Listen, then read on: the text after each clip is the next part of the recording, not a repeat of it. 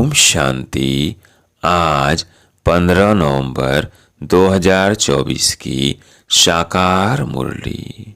आज बाबा ने कहा, मीठे बच्चे अपनी जांच करो कि कितना समय बाप की स्मृति रहती है, क्योंकि स्मृति में है ही फायदा और विस्मृति में है घाटा।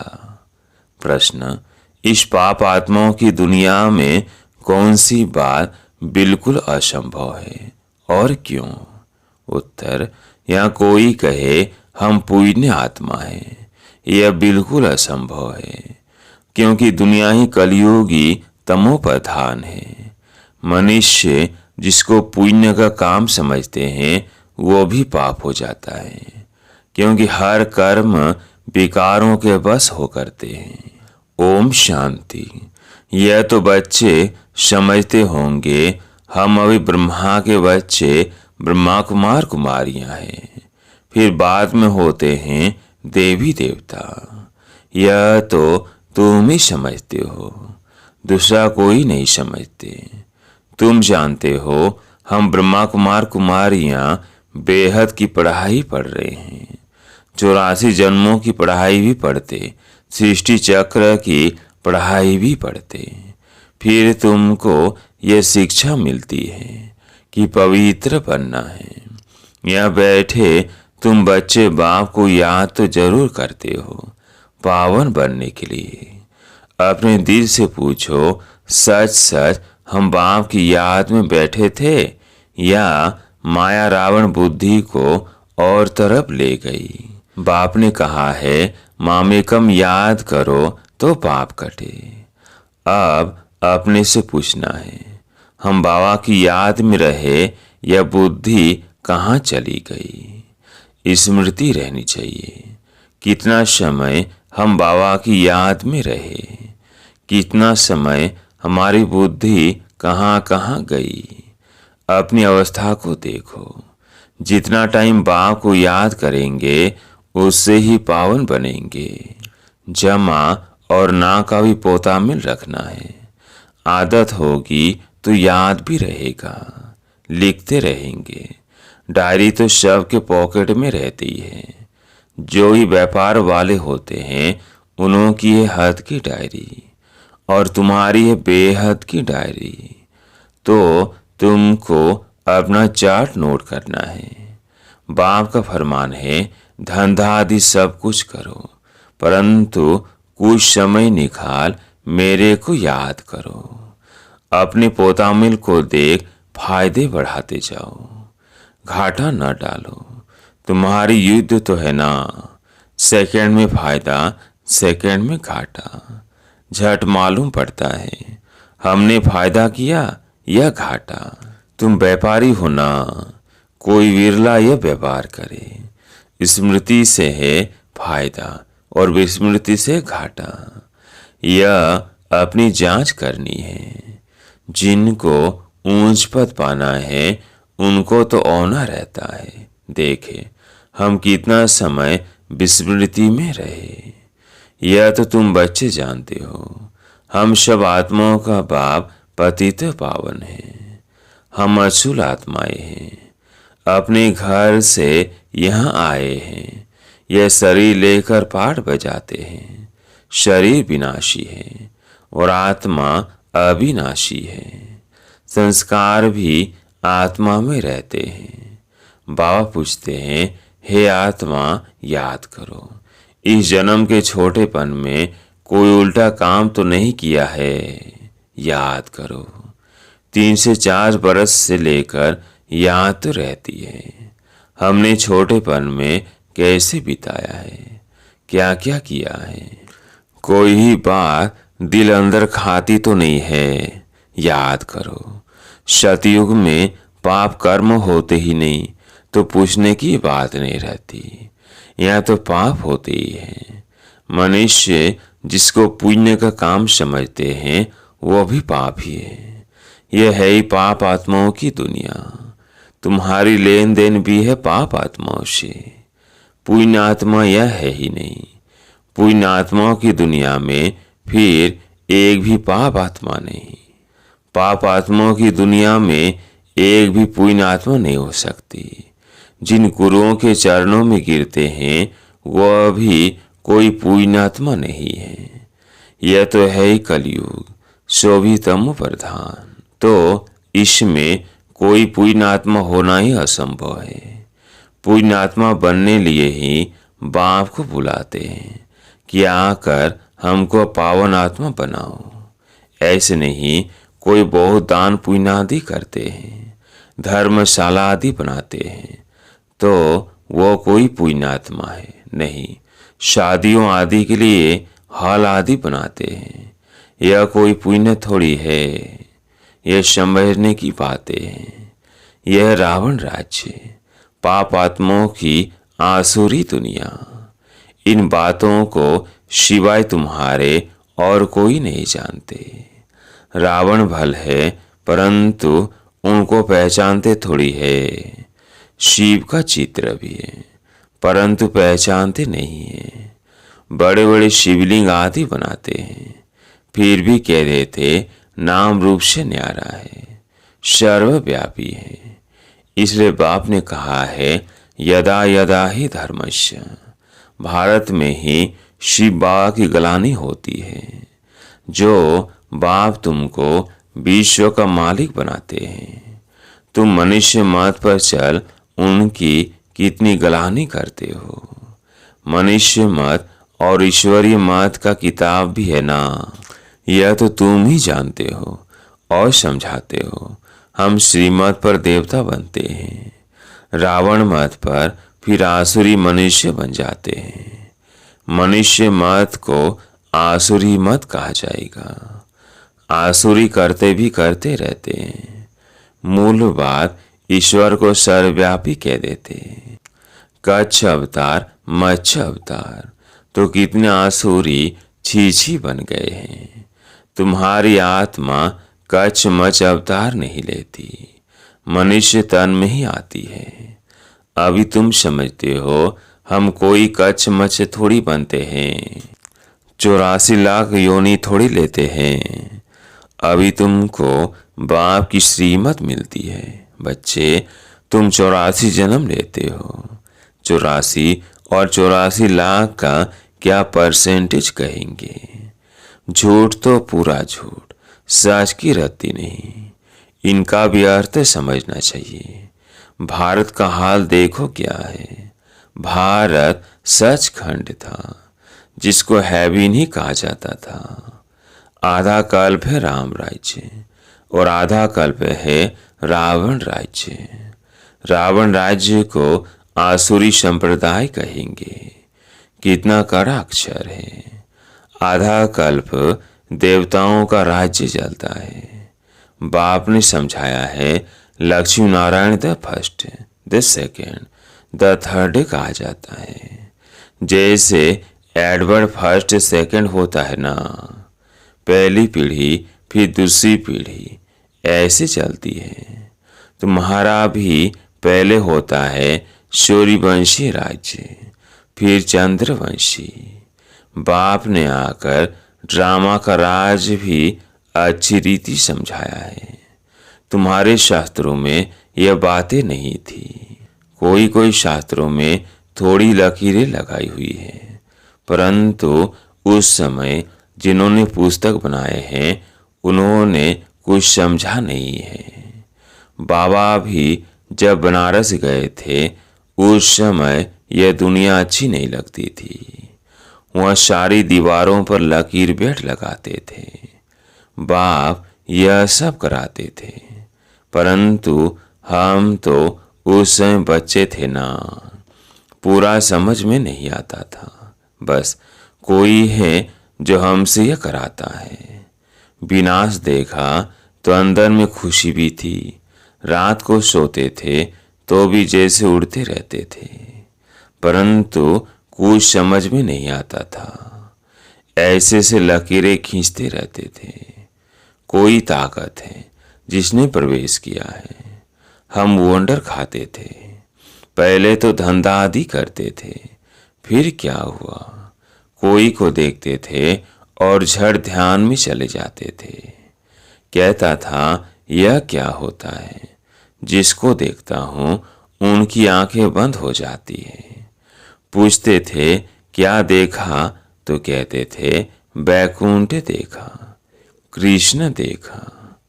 यह भी सब समझने की बातें हुई ना। इसलिए सब कुछ छोड़कर बनारस चले गए समझने लिए। सारा दिन बैठा रहता था, पेंसिल और दीवार और कोई धंधा ही नहीं।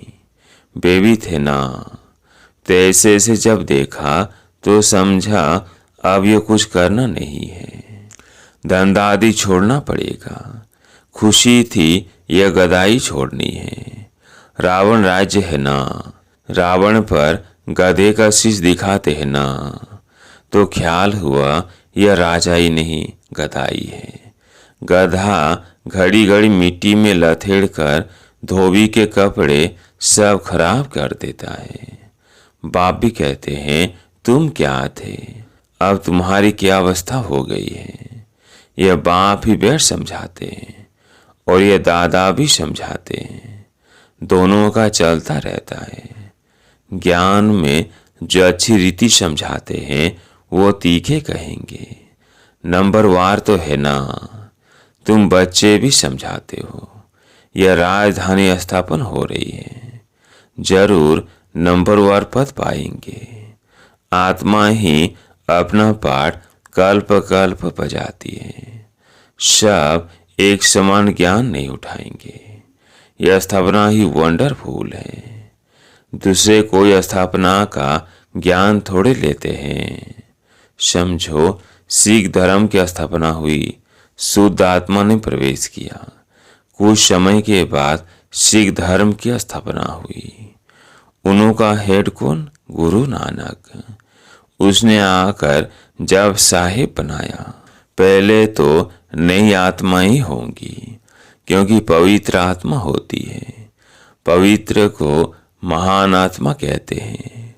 सुप्रीम तो एक बाप को कहा जाता है।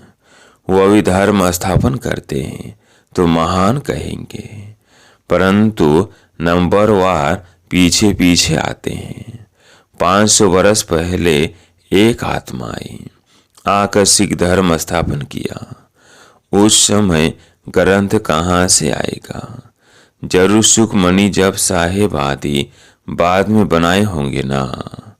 क्या शिक्षा देते हैं? उमंग आता है तो बाप की बैठ महिमा करते हैं। बाकी यह पुस्तक आदि तो बाद में बनते हैं, जब बहुत हो। पढ़ने वाले भी चाहिए ना। सबके शास्त्र पीछे बने होंगे। जब भक्ति मार्ग शुरू हो तब शास्त्र पढ़े। ज्ञान चाहिए ना। पहले सतो प्रधान होंगे, फिर सतो रजो तमो में आते हैं। जब बोध वृद्धि हो तब महिमा हो और शास्त्र आदि बने, नहीं तो वृद्धि कौन करे। फॉलोअर्स बने ना। सिख धर्म की आत्माएं आवे जो आकर फॉलो करे, उसमें बहुत टाइम चाहिए। नई आत्मा जो आती है उनको दुख तो हो नहीं सकता। लॉ नहीं कहता। आत्मा शतो प्रधान से सतो रजो तमो में आवे तब दुख हो। लॉ भी है ना। यह है मिक्सअप। रावण संप्रदाय भी है तो राम संप्रदाय भी है। अभी तो संपूर्ण बने नहीं है। संपूर्ण बनेंगे तो भी शरीर छोड़ देंगे। कर्मातीत अवस्था वाले को कोई दुख हो न सके। वो इस चीची दुनिया में रह नहीं सकते। वो चले जाएंगे। बाकी जो रहेंगे वह कर्मातीत नहीं बने होंगे। सब तो एक साथ कर्मातीत हो नहीं सकते। बल विनाश होता है तो भी कुछ बचेंगे, प्रलय नहीं होती। गाते भी हैं, राम गयो रावण गयो। रावण का बहुत परिवार था, हमारा परिवार तो थोड़ा है। वह कितने ढेर धर्म है। वास्तव में सबसे बड़ा हमारा परिवार होना चाहिए, क्योंकि देवी देवता धर्म सबसे पहला है। अभी तो सब मिक्सअप हुए हैं, तो क्रिश्चियन बहुत बन गए हैं। जहाँ मनुष्य सुख देखते हैं, पोजीशन देखते हैं, तो उस धर्म के बन जाते हैं। जब जब पोप आता है तो बहुत क्रिश्चियन बनते हैं, फिर वृद्धि भी बहुत होती है। सतयुग में तो है ही एक बच्चा और एक बच्ची, और कोई धर्म की ऐसे वृद्धि नहीं होती। अभी देखो सबसे क्रिश्चियन दिखे हैं। जो बहुत बच्चे पैदा करते हैं उनको इनाम मिलता है, क्योंकि उनको तो मनुष्य चाहिए ना, जो मिलिट्री लश्कर काम में आएगा। है तो सब क्रिश्चियन, रसिया अमेरिका सब क्रिश्चियन है। एक कहानी है, दो बंदर लड़े, माखन बिल्ला खा गया। यह भी ड्रामा बना हुआ है। आगे तो हिंदू मुसलमान इकट्ठे रहते थे, जब अलग हुए तब पाकिस्तान की नई राजाई खड़ी हो गई। यह भी ड्रामा बना हुआ है। दो लड़ेंगे तो बारूद लेंगे, धंधा होगा। ऊंच तो चुनों को यह धंधा है, परंतु ड्रामा में विजय की भावी तुम्हारी है। 100% सर्टेन है, तुम्हें कोई भी जीत नहीं सकते। बाकी सब खत्म हो जाएंगे। तुम जानते हो नई दुनिया में हमारा राज्य होगा, जिसके लिए तुम पढ़ते हो, लायक बनते हो। तुम लायक थे, अब नालायक बन पड़े हो, फिर लायक बनना है। गाते भी हैं पतित पावन आओ, परंतु अर्थ थोड़ी समझते हैं। यह है ही सारा जंगल। अब बाप आए हैं, आकर कांटों के जंगल को गार्डन ऑफ फ्लावर बनाते हैं। वो है डीटी वर्ल्ड और यह है डेविल वर्ल्ड। सारी मनुष्य सृष्टि का राज समझाया है। तुम अभी समझते हो। हम अपने धर्म को भूल धर्म भ्रष्ट हो गए हैं, तो सब कर्म विकर्म ही होते हैं। कर्म विकर्म अकर्म की गति बाबा तुमको समझा कर गए थे।